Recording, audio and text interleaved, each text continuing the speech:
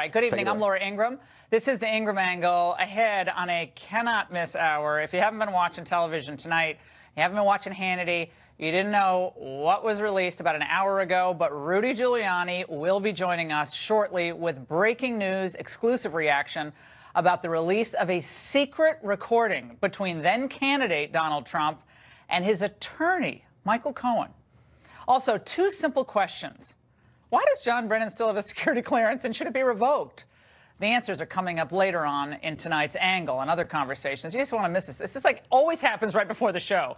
News breaks, and I love it. It's like radio. It's like crazy. Everything happens at the last minute. Fine by us. Plus, even outside the White House, he still has the president's ear. Who am I talking about? Great night to have him on. Former White House Chief of Staff, Reince Priebus. He'll join us for an exclusive, and he'll offer insights into the president's thinking on Russia, the communications, what's going on with the chief of staff, and this current controversy about this tape being released. And later, we'll dive into two explosive cases, one involving police and race in a caught-on-camera moment in Georgia. So we'll get into that and a lot more coming up here on the Ingraham Angle. And I got to tell you something. When we got Giuliani on the phone and we got our next slate of guests, you're going to want to buckle up. Tonight, some breaking news, as I referenced. CNN claims to have gotten their hands on recordings between then-candidate Donald Trump and his then-attorney, Michael Cohen. Now, the tapes were provided by Cohen's now current lawyer, Lanny Davis. Remember, he used to be out there, and Lanny's an old friend, but he was out there defending Bill Clinton not too long ago, and long known for his vituperative and steadfast defense of all things Clinton. Here's a little piece that CNN played, and it must be stressed that we at Fox News have not confirmed the authenticity of these tapes. I need to open up a company for the transfer of all of that info regarding our friend David, so that I'm going to do that right away. I've actually come up and I've spoken to Alan Weisselberg about how to set the whole thing up with funding. Yes. And it's all the stuff, because you never know where that company, you never know where he's going to be. Correct. So I'm all over that. And I spoke to Alan about it when it comes time for the financing, which will be. Listen, what financing? We'll have to pay you. So no. I got no. The tape is interestingly cut off right at that point. Joining us now for reaction is Alan Dershowitz, author of the book The Case Against Impeaching Trump, which is now a huge New York Times bestseller, along with Saul Weisenberg, former deputy independent counsel for the Whitewater investigation. Gentlemen, thank you both for being with us to tackle this news breaking just an hour ago. Professor Dershowitz, let's start with you. We're all lawyers, and there's something that sends a chill down my spine, up my spine, about hearing a conversation between an attorney and a client. I don't care what the government's threatening you with, what the prosecutors are threatening you with, but to hear a private conversation played between the two on national television, it's like I have no words. But I guess they waived the privilege, right, Alan? I mean, that was the decision that the Trump legal team made. Yeah, I think you're going to have to ask Rudy. Rudy is a friend of mine, and he's a great lawyer, and he rarely makes mistakes. But you have to ask him why he waived the privilege about that conversation. The conversation is a natural one. I've had it with clients dozens of times. The client suggests something. If the tape is accurate and if what Lanny says is on it, the client suggests maybe cash, and the lawyer says no, and the client says fine, we'll do it by check. That's what lawyer-client conversations are supposed to be about, a back and forth where the client suggests something, the lawyer says something else, and the client generally listens to the lawyer. But the big picture is, A, there's nothing on the tape that suggests any kind of a crime.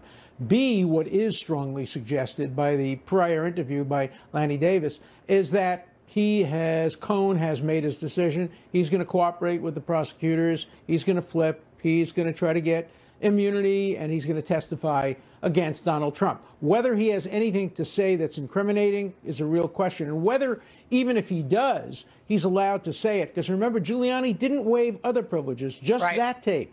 And even if he has something that might be incriminating, no evidence that he does, he can't reveal it unless it's a violation of the lawyer-client privilege or waived if it's lawyer-client privilege material. So those, I think, are the big picture items. Saul, what is the potential jeopardy, if any, that this tape poses to the President of the United States? And again, so people understand this, it's hard to hear this tape. It's a little bit unintelligible. We're going to talk to Giuliani exclusively in just a few moments.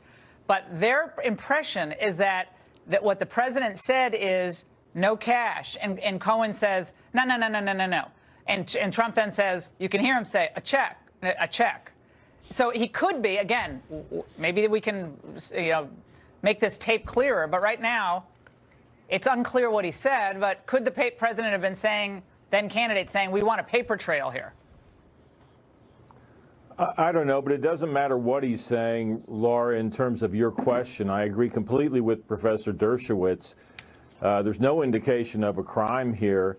Now, it may end up establishing that President Trump lied, which is certainly a serious matter. I understand that he said he didn't know anything about the payment by the parent company of National Enquirer, but that's very different as to whether or not there was a crime. I see nothing resembling that. I do think it's shocking, irrespective of whether it was wise or prudent to waive the privilege, really shocking for a lawyer to be taping a conversation with a client, whether it's privileged or not.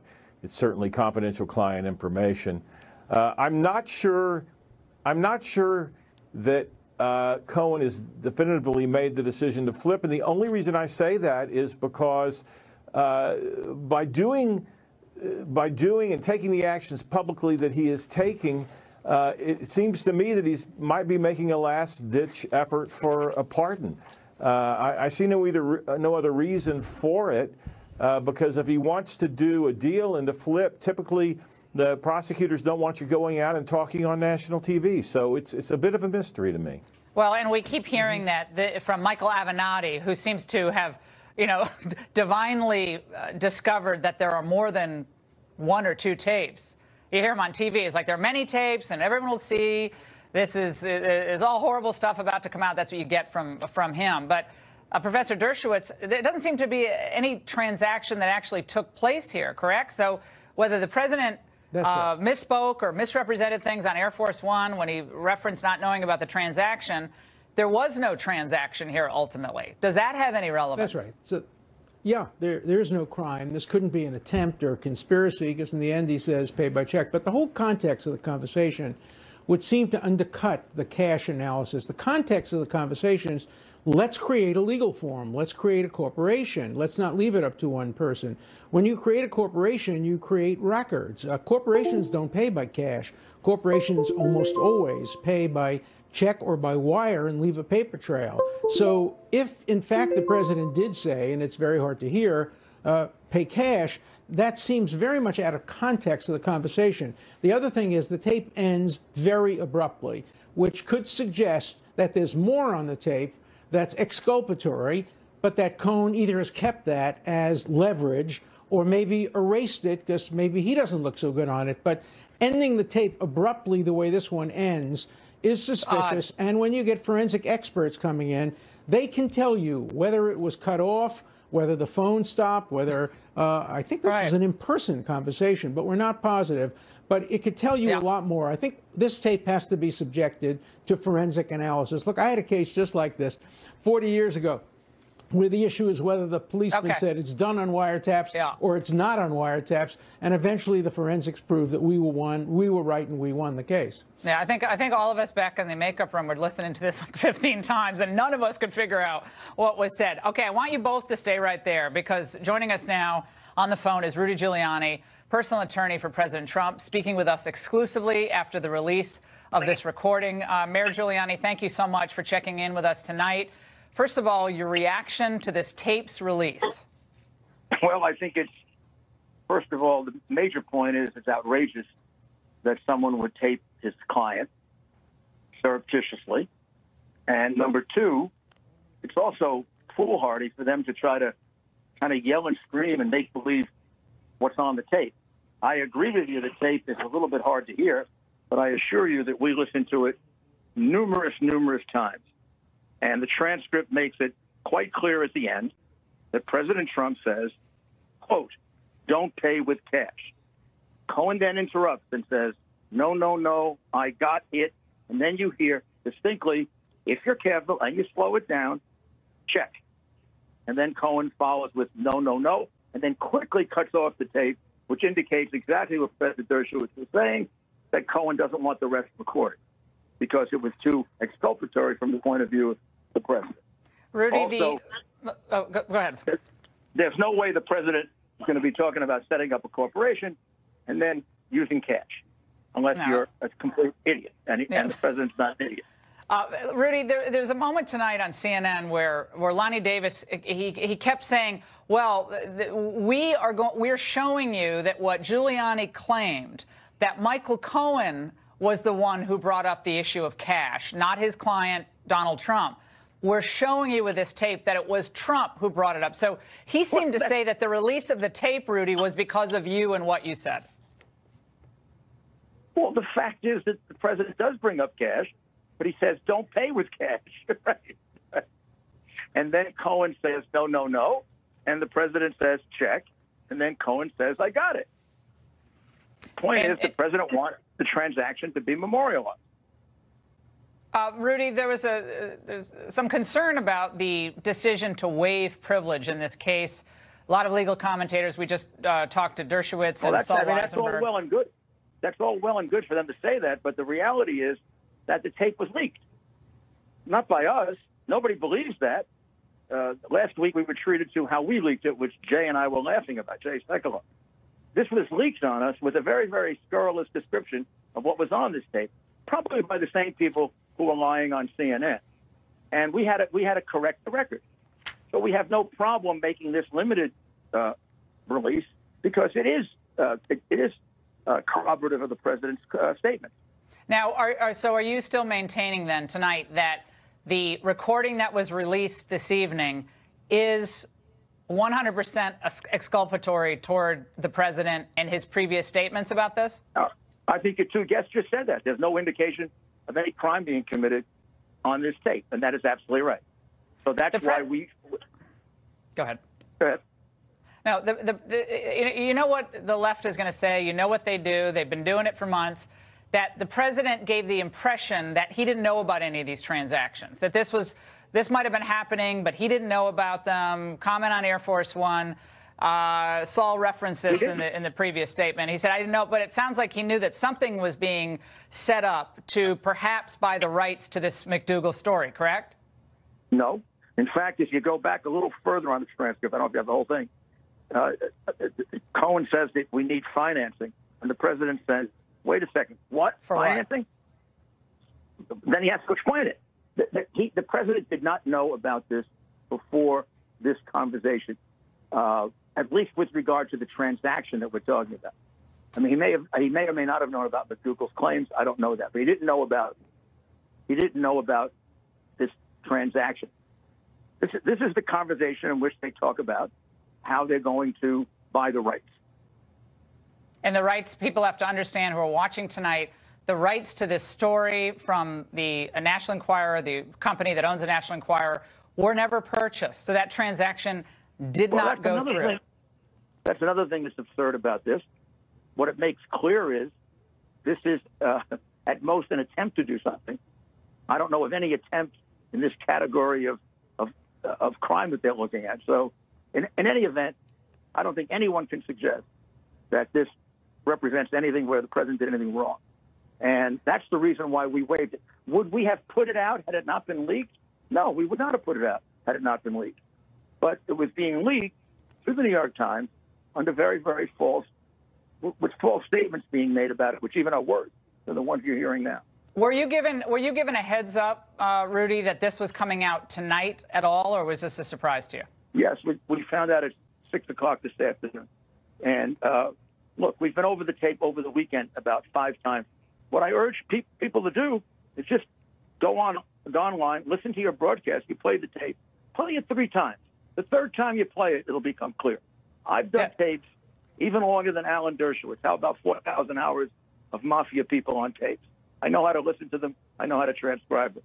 This tape is crystal clear when you listen to it. I've dealt with much worse tapes than this. Are you concerned that there are other recordings out there between Cohen and the president?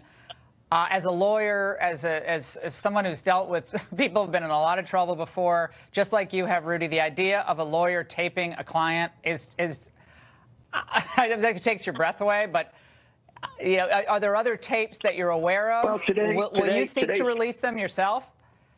Today, someone was leaking from, I'm sure their side, it can't be ours, that there were 12 tapes of Cohen with the president. May have been Avenatti, somebody else. Don't quote me on that. He's leaked things like there are a lot more tapes with the president. And Dershowitz yesterday asked him how, because it would be illegal for him to have that information and unethical. But in any event, there are no other tapes with the president. We have all the tapes in our possession. We have transcripts of all of them.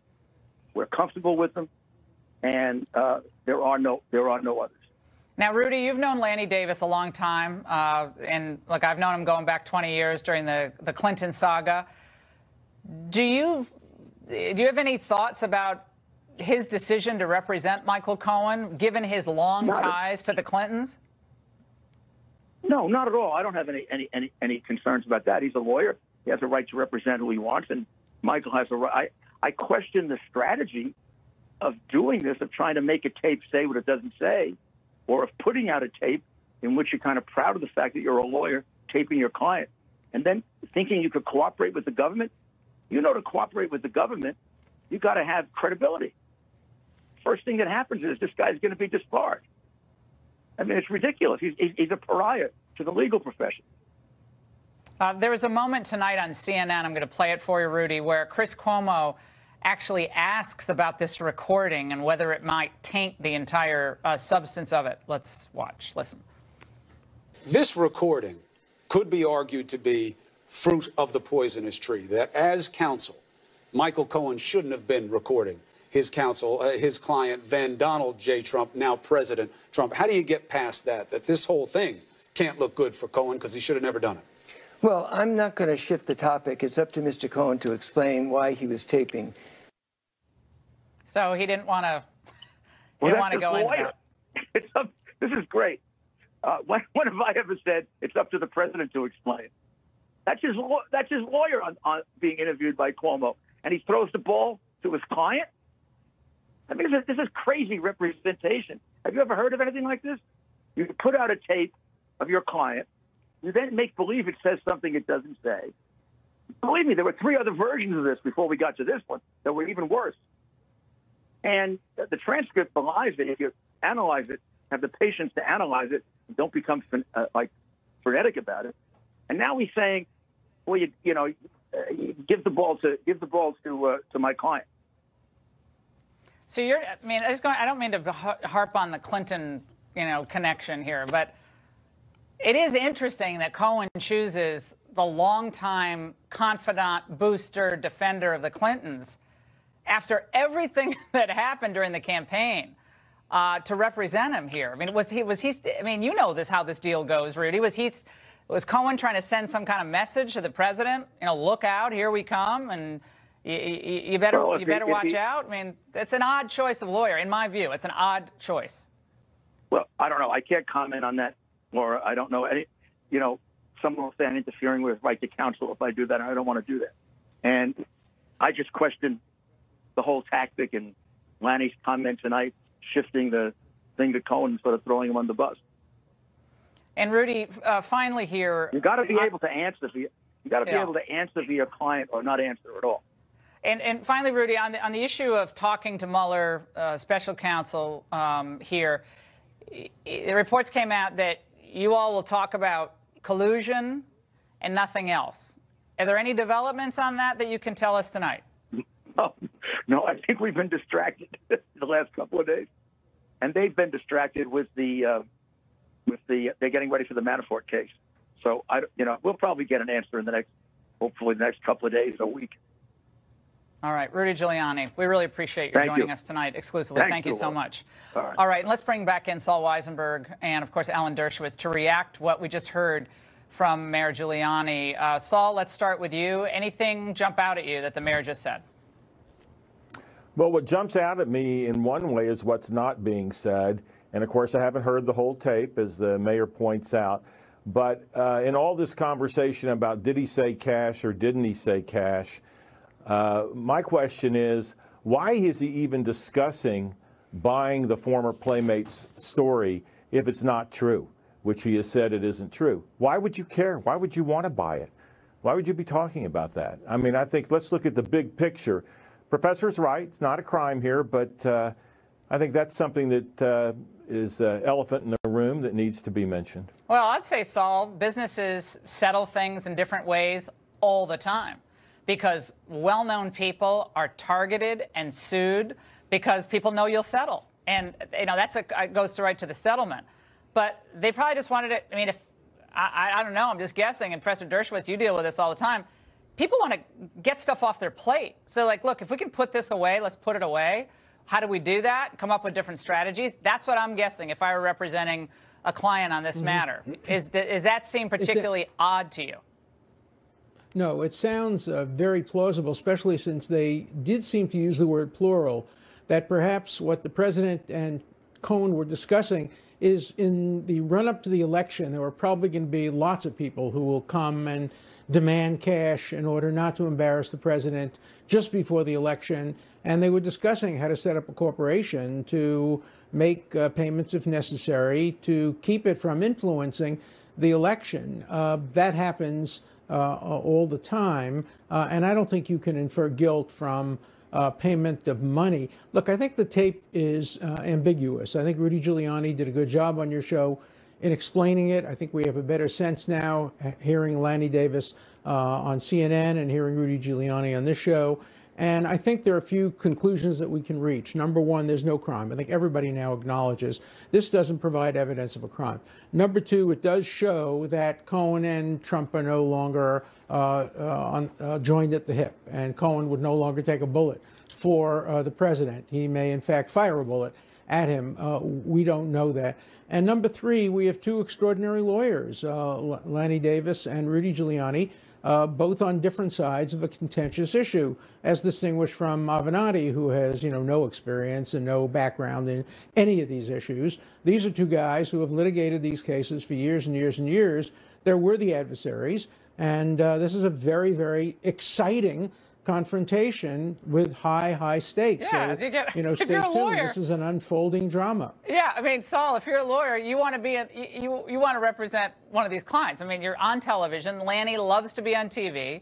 I used to be on TV with him at another network years ago. We would debate all the time during the impeachment when you were working for Star, Saul. So you can't blame him for wanting to do the case. Of course, he wants to do the case. But my question is, what's the there? I mean, is a campaign finance violation or a conspiracy to thwart campaign finance laws? I mean, I heard that theory floated on another network tonight. And I'm thinking, okay, how are you getting from A to B to C in that analysis? And maybe you two are a lot smarter than I am, but I can't get there. Saul. I don't see, based on everything I've seen so far, I don't see a campaign finance violation. But even if there was, as I said months ago, on your show, I think it's pretty small potatoes in the grand scheme of things. No president's going to be impeached for a relatively minor campaign finance violation. At most, it's very embarrassing. This is the least of the president's troubles, I think. I thought it was very striking that Mr. Giuliani did not deny the report that you talked about, that basically the president is not going to be talking to Mr. Mueller at all about obstruction of justice. If he talks to him at all, it'll be about collusion, which I think as a lawyer is a very, very good position to take. Yeah, Professor Dershowitz, before we let you go, I'm glad we got that question into Rudy, because that report has been floating around. He's like, well, they're focused on Manafort now, haven't gotten back to him. But I get the sense that, what does Mueller do at that point? Then it's a game of chicken, right? Are you going to try to subpoena me? Are we going to fight the constitutionality of that? Where do we go? Mueller would be very, very wise to accept this offer. Why? He's not going to be able to question the president about obstruction of justice. The president will claim presidential authority to have fired Comey, and he'll win on that issue.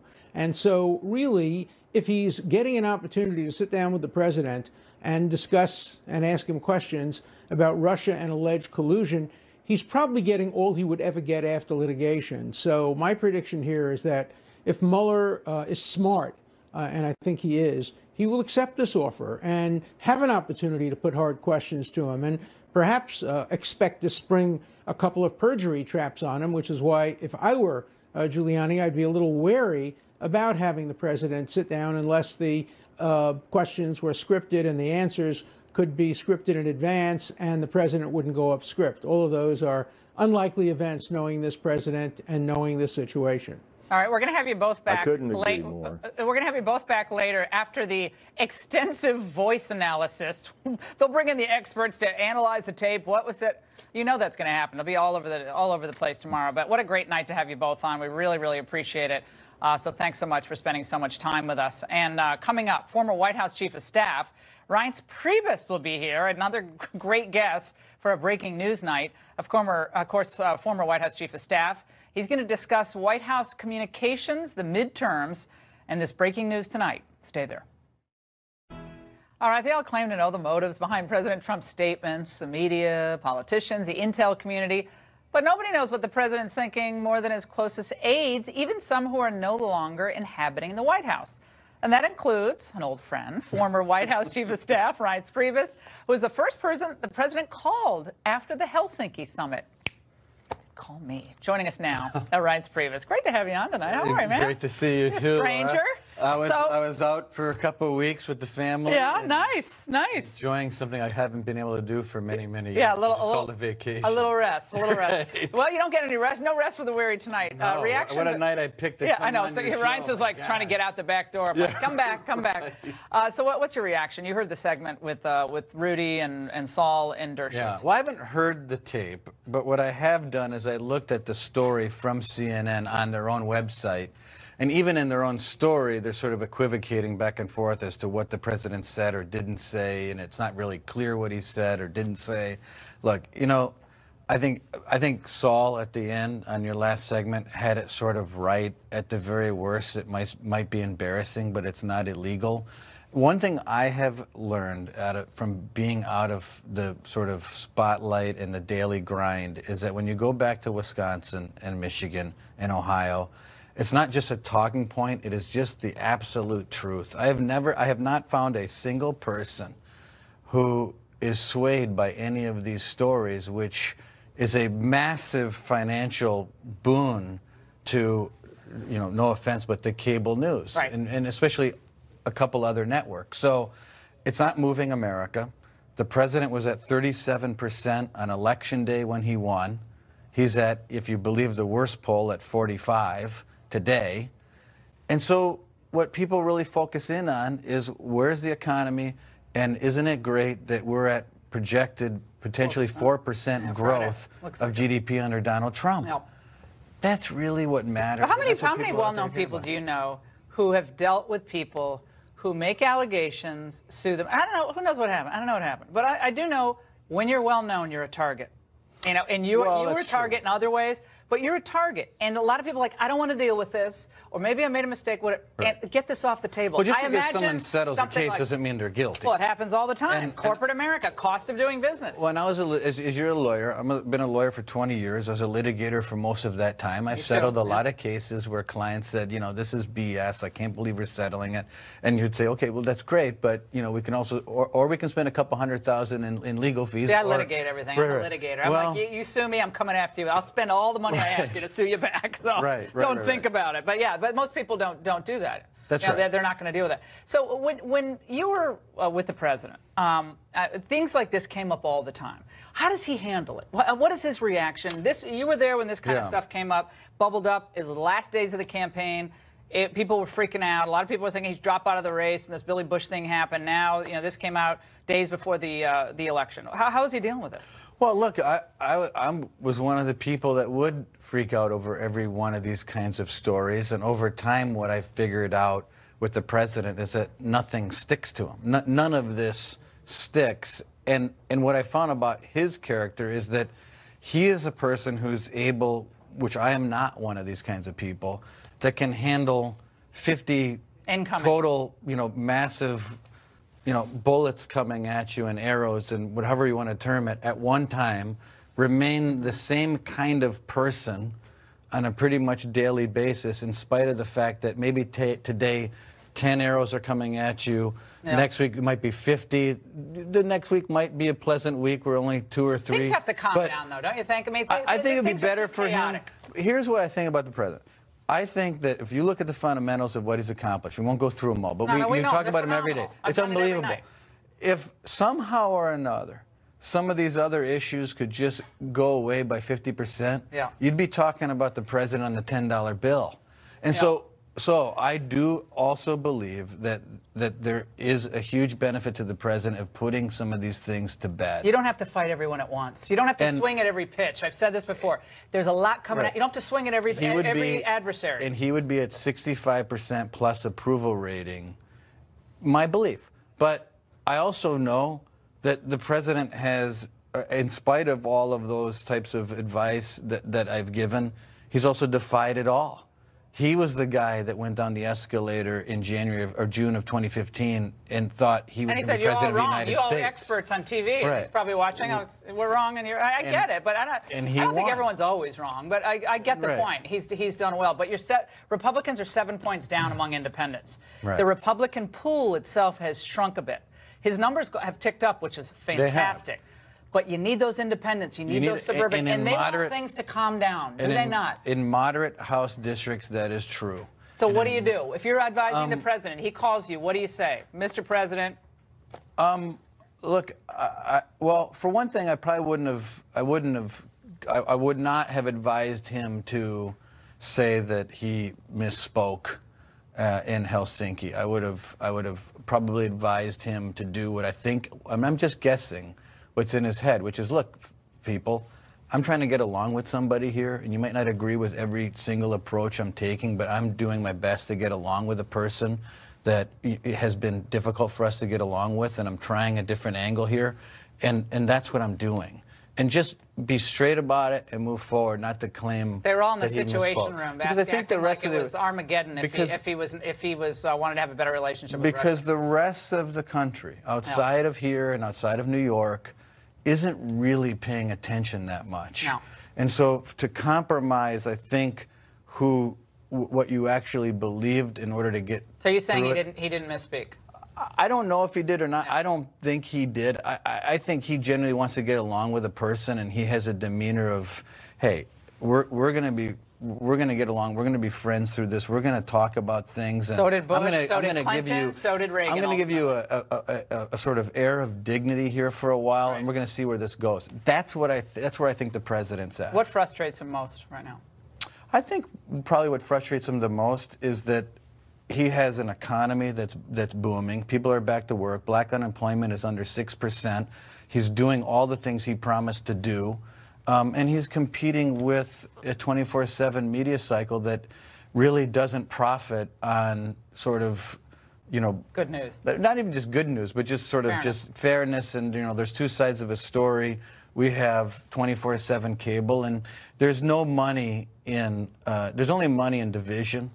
There's money. There is no money in sort of. But that's the way it is. I mean, but he knows that. That's the way it is, and he thrives off it. But unity is a loser. Division is profit. But he's great when he goes to the people, and not just rallies, but the factory. Well, like today, the factory floors, the VFW. That humanizes him. Yes. I loved I would always advise the president to go to every single. Go to the VFW, the American Legion, the veterans with disabilities, all those things, because you're right, it humanizes him, and whatever can humanize him makes him stronger in Middle America. People don't know, and he's actually very charming, and he's really funny, and he can be, and you don't see that a lot. Yeah, and that's all very true, and I think the more that comes out, the better. You said 45% by the worst poll. Yeah. I think the Democrats are handling themselves. If they would find a way to be moderate, but they can't, so they're running. Republicans going to hit him on trade. Bernie keep hitting him on Sanders trade. and the gal from Brooklyn. They're going to keep hitting him on trade and tariffs. Well, I mean, I believe that Sonny Perdue's a pretty smart guy. So if he thinks that these subsidies need to help the farmers, I agree with him. But I also think that if you're handing out $12 billion in subsidies, it's probably saying something about the policy. So I think he needs to be careful. Right. All right. Good to see you. Bet. Thanks for Thank coming you. in. Another slow news night for Ryan. Yes. Stay with us. The debate continues over the release of that secret Trump. All right, we have lots of breaking developments around the release of the secret Trump-Cohen tape tonight. For further analysis, let's bring in Chris Hahn, a political commentator, Democratic Party activist, and with me in the studio, Matt Schlapp, the chairman of the American Conservative Union. Matt, you've heard the tape, you've heard the commentary. Lanny Davis was on CNN he was just absolutely triumphant, saying, look, don't listen to me. Listen to the tape. Let your own ears be the judge. He said it about 15 times. And he's like, listen closely, Donald Trump saying cash. Now, I didn't hear it that way. Maybe some expert analysis will show something different. Even if it is true, it doesn't mean like from Dershowitz and Saul Weisenberg. No criminal implication, but this is a pretty blockbuster night. I listened to the tape. I hear his assistant come in. He's on a phone call. Can I have a Diet Coke, please? He needs some ice. Then he's talking to Cohen, so it's a little it's kind of like not clear. But I would just say it seems like we're in the same spot we always were, which Donald Trump lived a very extravagant life in many ways, and everybody knew it because it was on the tabloid press in New York every night of the week. So the idea that this is a replay to more detail about that life, I don't know how that's instructive on what's going on in the country today. I think in most voters, I think they come to the same conclusion. Chris Hahn, your reaction from the news tonight? I think it's kind of like, remember when they had that sound effect? Did you hear Laurel or the other thing? I always heard Laurel. I think if you believe that Donald Trump is not telling the truth, you heard what you wanted to hear. Right? So, look, what I heard was the president acknowledging on tape that he did something that he has said many times before he didn't do. So I don't know if that's a crime or anything like that, but I do know that it shows that he lied. And there was a time in this country when a president lied about a sex scandal. It was a big story, and clearly a big story tonight. And I think it'll be a big story for a couple of days. I think his Quinnipiac poll today is a bigger story. There was a significant drop there, and we'll see what happens. Well, Chris Cuomo actually raised this issue that Chris mentioned just now. Let's watch. They say that the president said, do not pay with cash, check, and that he was advising Cohen to do it all on the up and up because the president wanted to make sure that this was papered properly. All right, we don't hear Lanny's reaction, but he basically laughed and went on to refute it. CNN's own website says it's unclear what is being said in the tape. Matt. I agree with Rudy. Listen to it. Your viewers can make up their own mind. But I also, let's be clear about what this is. He's buying the rights to a story that makes allegations. It's a salacious story, and I don't think it is very uncommon for people who are prominent people to want to not have a bunch of negative things written about them, and they buy stories. Now, are all the parts of the story true? I don't know. But what the tape shows, potentially, is that they wanted this story not to run. That's what we're talking about. His comment on Air Force One was something like he didn't have any knowledge of the transaction, or we don't have the actual. Yeah, that was about Stormy Daniels. It wasn't about McDougal, right? So that was a different transaction. He denied knowing anything about McDougal as well. So here we are with him knowing something about McDougal. So I don't think we can believe anything he says about McDougal or Stormy Daniels or any of these other things that might pop up that are like this, because he has been proven a couple of times now to not being truthful with the American people. If I was advising him, I would say, put it all out there, all the dirty laundry on anybody who might have something like this. Oh, really? Did you say that about Hillary? Tell everybody about it. Wait a second, Chris. Let me, hold on. His voters won't care. Get out the dirty laundry. Have you ever said that about Hillary? Have you ever said that about the Clintons? Get the dirty laundry. You'd have so much dirty laundry, there are not enough laundromats in Washington to clean it. I mean, come on. I advise. That is ridiculous. What politician does that? I advise everybody who's in any kind of scandal like this to just put it out there and let it all be out there and then deal with it all at once. The drip, drip, drip, drip, drip gets to you eventually, and it will eventually get. I don't think it's gotten to the president yet, but it will eventually get to him. It always does. I think this is all baked in a cake before the election. This McDougal story dropped in the Wall Street Journal. He wins Ohio, Florida. I think Nobody cares about this. That's my view. Real the problem when you're a 69-year-old billionaire, when you're a 69-year-old billionaire who's lived his life in the public, there are so many drips to all of that life that I think that's actually a mistake. I think what he should say is, I'm trying to fix the economy, kill ISIS, and you knew what I was when you picked me, and you wanted a fighter, and I'm fighting like hell for you every day. Interesting conversation. Yeah, Chris, I don't think you would have been so forgiving if it was a Democrat. Well, Chris, I think you make some good points, and Matt, you make better points. No, I'm just kidding. You're both great to have you on. Hey. I'm just teasing. Come on, laugh. Does providing permanent security clearance to someone like John Brennan, speaking of a topic I think is interesting, is that the public